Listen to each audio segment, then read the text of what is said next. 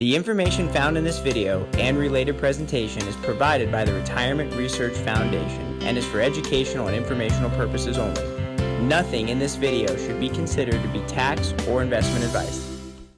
Welcome. Thanks for joining me here at the Retirement Research Foundation. I'm Daniel Rondberg, and with me is Ben Skinner from Taylor Skinner Law. Ben, so glad to have you here today. I wanted to invite Ben onto this interview for our channel so that we could get some of the basic estate planning questions out of the way. I think this is one of the topics that people have probably the most amount of questions on that we get at the Retirement Research Foundation. And so what happens, does this ever happen to you? Because this certainly happened to me.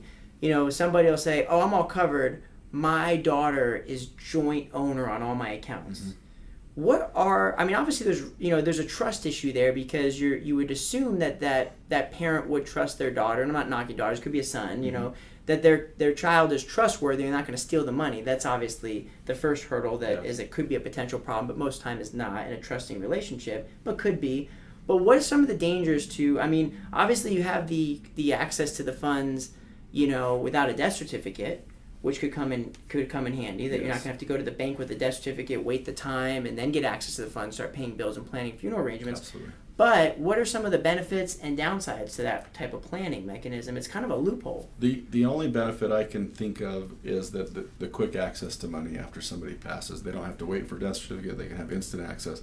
There's so many other downsides to that. I think it's a huge problem. And people don't understand necessarily the implications. If I've got an account and I add my son, and I've got 2 or 3 other kids, that one son has legal rights. Whoever the last person standing, the last person surviving on that account is the owner. It's kind of like owning real estate with rights to survivorship. Whoever the last person alive is who owns it. Yeah. That's how accounts work too. So my son could own 100% of that account legally, and he's not obligated to distribute that to anybody else, even though my will may say it's got to be split up, equally among the 4 kids. So you could accidentally disinherit kids not meaning to. Totally, and most of the time people are good and they don't do that. But I get hired to do litigation and fights over probate, over wills and trusts, and I see this happen enough that it's a real concern. People will, and I also see this issue in the case where parents lose their competency, through cognitive diseases that we're experiencing more as we get older.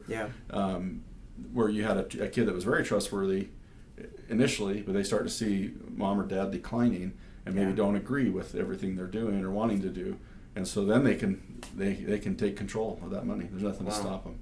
So now it's important, if you can add a person on an account as a power of attorney and they don't own the account, they're just an authorized signer.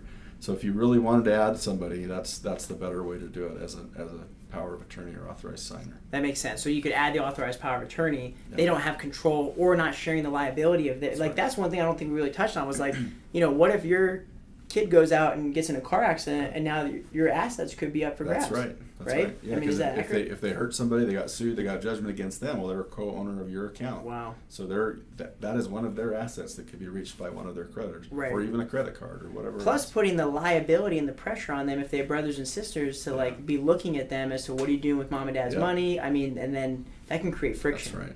That's right. A huge part of my practice is, and Brian and my partner Brian's as well, is doing guardianships and conservatorships for adults. And these are people that have lost their capacity, that need somebody designated to look after their affairs. And these are people that didn't have powers of attorney in place. Wow. So having a power of attorney could replace that. But we see so many instances where formerly trustworthy people got in a situation where they had money and then they succumbed to temptation or whatever and used that money for their own benefit. So it is better to have it set up right. It doesn't cost that much more to have it set up right. And not just trust to the goodwill of people, and not put them in a position where they're at risk.